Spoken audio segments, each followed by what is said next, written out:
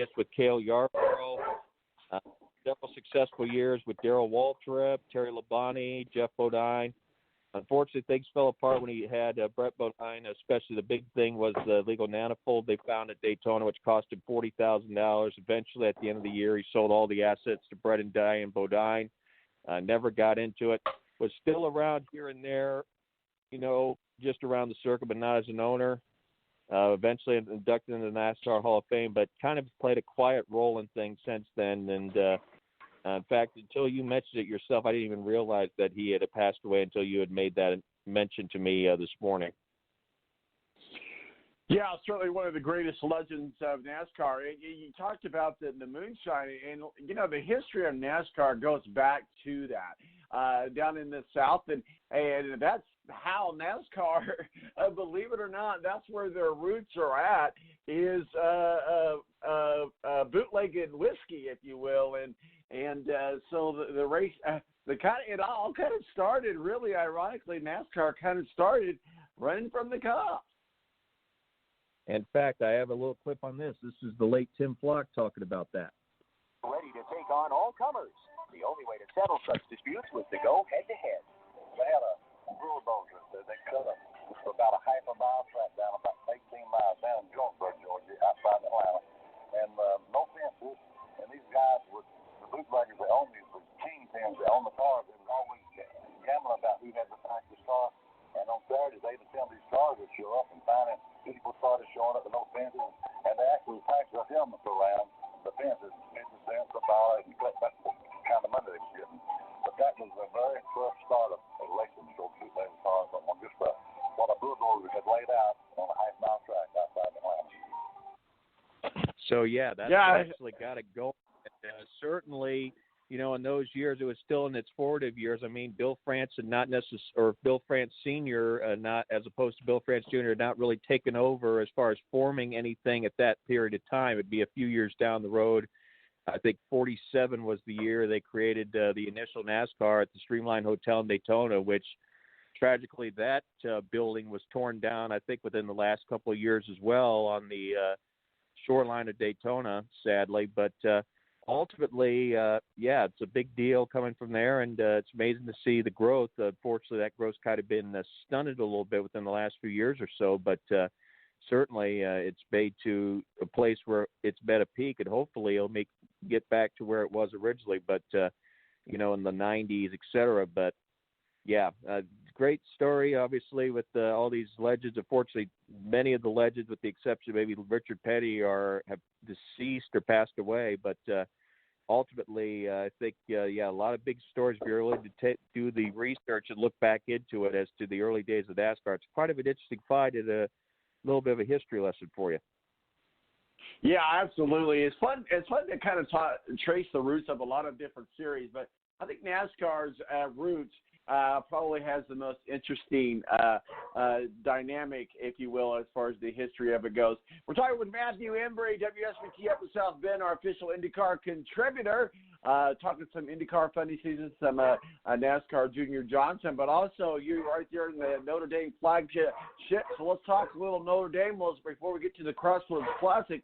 Let's talk about Notre Dame's bowl placement, and what are your thoughts? And as we look into get ready for the bowl weekends, starting here just in the next week or so. But we've got some NFL games today. But certainly, I think a lot of, IU fans, I think we're okay with where we ended up in the Gator Bowl against Tennessee, against the Vols. But Notre Dame, what are your thoughts in your bowl placement this year? Well, they got not such a great opponent. They got an okay opponent, but not a great one on Iowa State. I was hoping they would draw someone like Texas, but the fact that Oklahoma got into the college football playoff gave that opportunity. Texas was paired with Utah, College Bowl, I believe it was. But nonetheless, bowl game opportunity, a chance to maybe get a few things, maybe try a few things. But I think this could be next Saturday. I think the guy to watch out for Notre Dame is Braden Lindsey. I keep calling him Mini Rocket as in reference to Rocket Ismail. And even though, yes, he wears number 25, he is the same kind of explosive player, and I don't think we've seen an explosive type of player every time he gets the football since Raghib Ismail, who By the way, congratulations to Rocket, recently inducted into the College Football Hall of Fame. And, I think Braden Lindsay, he reminds me a lot of Reggie Vitzmile from the late 80s, early 90s at Notre Dame.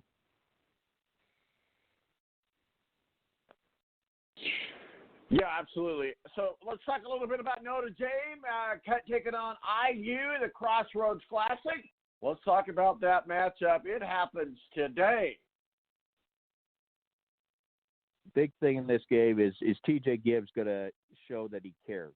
I think that's the thing in my mind. If he shows he has a care about what's going on, Notre Dame's got a chance to beat Indiana. But if he comes out flat and the team comes out flat and can't make shots and has trouble on defense, they could easily get whitewashed against the Hoosiers today, because the Hoosiers obviously have a lot of firepower. In fact, the one guy I think that needs to be involved more in the offense, I'd like to see Indiana call upon more, is Demezy Anderson, the former South Bend Riley star. I think that's a guy that I think could be a major contributor for the Hoosiers if they take him off the bench and start putting him into more playing time. I think that's a kid that really could help Archie Miller's chances of getting a good run and possibly challenging for a Big Ten title later this year. Well, I'll tell you what, IU started out in kind of a good thing, but it just seems like they've taken a turn here recently, because I don't know if they're going to be able to consistently shoot throughout the season, but we'll see if they can make it into March.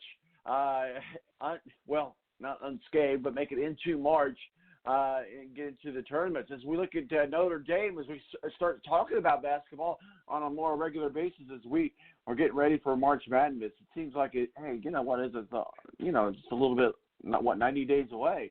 We'll be in March Madness. So, and today's the first day of winter.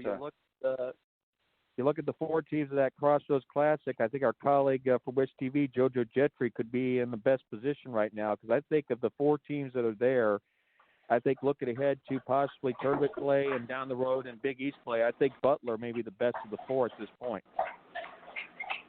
Yeah, absolutely. I was getting ready to go into the game. Some great segues. So talk with us about the Butler Bulldogs and the Purdue Boilermakers, part 2 of the Crossroads Classic. Well, Purdue's had their problems with Butler in the past, but add to that, Purdue, yes, they beat Virginia, but I think Virginia is grossly overrated as opposed to last year, because remember, there's no Kyle Guy, there's no Ty Jerome, Nigel Johnson's no longer there. They lost a lot, and I think Tony Bennett's really trying to do – it's essentially a blow it up and try to rebuild it again. You just can't do that unless you are used to the one-and-done things, and unfortunately – a school like Virginia, there's no way they're going to get one-and-done players. So ultimately, they have to build up from the ground up, and I think it's going to be a while before they are competitive and challenging for for an ACC title, much in the way Notre Dame's languishing in mid-pack, and if not the back of the pack in the ACC. Yes, Notre Dame beat UCLA, but they also lost at home to Boston College, probably the worst team in the ACC. They nearly lost to Bellarmine to open the year. They should have lost to Toledo. And keep in mind, Tom, those were all home games for Notre Dame. Those are games they should have easily won.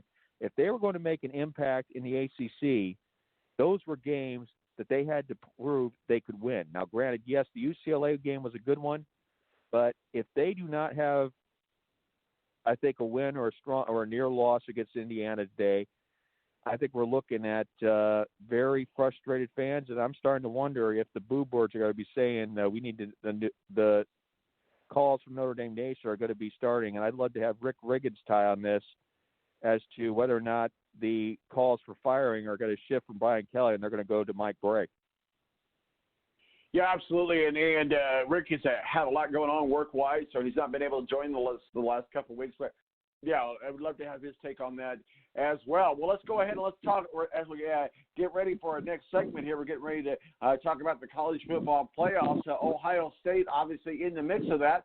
As we look at the college football playoffs, the Final Four, what are your thoughts? No question, Ohio State is the favorite right now. There just is no weakness on this team. Now, granted, they had a little bit of a rough going in the first half against Wisconsin. But if there's any questions of whether or not this team is number one seed, I think they pretty much put that to sleep in the second half. But they absolutely ran the Badgers over.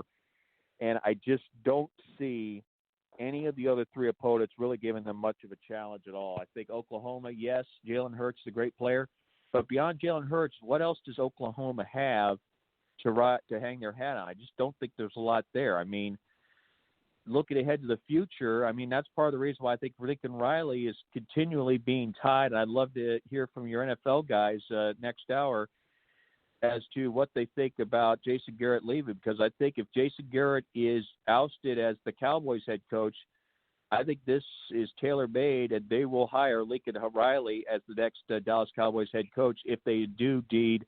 Jerry Jones says no more to Jason Garrett.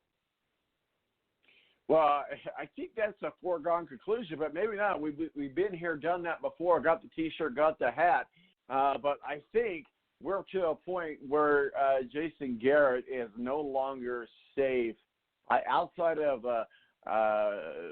going to the Super Bowl or something like that. I can't see Jason Garrett with the Cowboys sticking around. And you're right, we always throw around Lincoln Riley, so we will see what happens with that particular situation in that scenario. So, and the thing that's funny about the Cowboys, they keep saying Urban Meyer's going to take that job.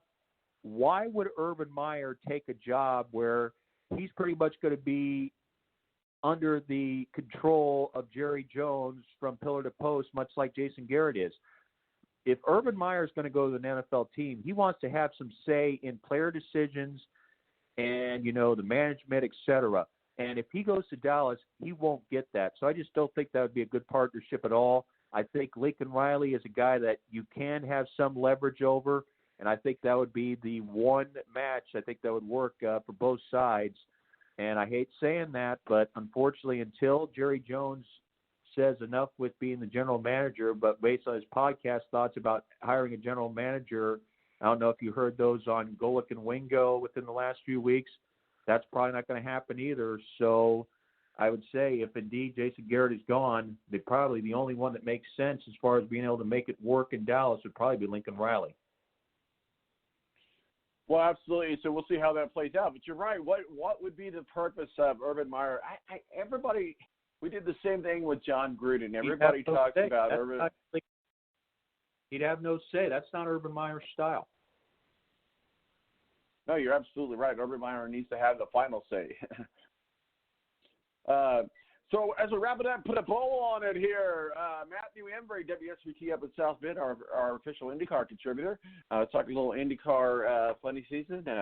Junior Johnson passing away, and talking some college football. Let's talk a little bit about IU and the Gator Bowl. What are your thoughts against the Tennessee Volunteers?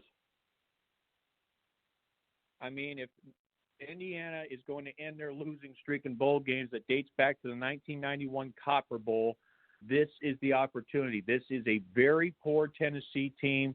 I mean, it's the team that earlier this season lost to Georgia State at Neyland Stadium. If Indiana is ever going to eliminate that, of course, granted, they just lost. Didn't they lose their head coach to somewhere recently, or he's been talked about going elsewhere? Indiana, as far as football? Yeah. Yeah. No, he got an extension. No, he got an extension that he accepted, so he's solid. Okay, good. All right. So I'd say if you're ever going to get a victory in a bowl game, Tom, this is your chance to do it. I think the conditions would suit, but you never know. Maybe Tennessee finds something, but I think if Indiana's going to win a bowl game, this is their best chance to do it. Well, we'll certainly see what happens. Talking about Indiana, they're going to be looking for a new athletic director. What are your thoughts on that? I think you need to be smart right now. You need to find someone that's trying to keep the momentum going. I mean, yes, it's a basketball school, but I think they gain the most money that could help the programs if they continue to build on that football program, and that's where the money, the big cash cow is football. It's not men's basketball anymore. So if they can get something going on the football program, that would be a big boost, I think, to that entire athletic program in terms of money, in terms of being able to improve the facilities and start bringing in top-level talent to not just the men's basketball program, but all the programs. I think that would help the whole footprint of things in general. We're talking with and Matthew by the way, Embury, General, I don't mean Bob Knight, by the way. Sorry.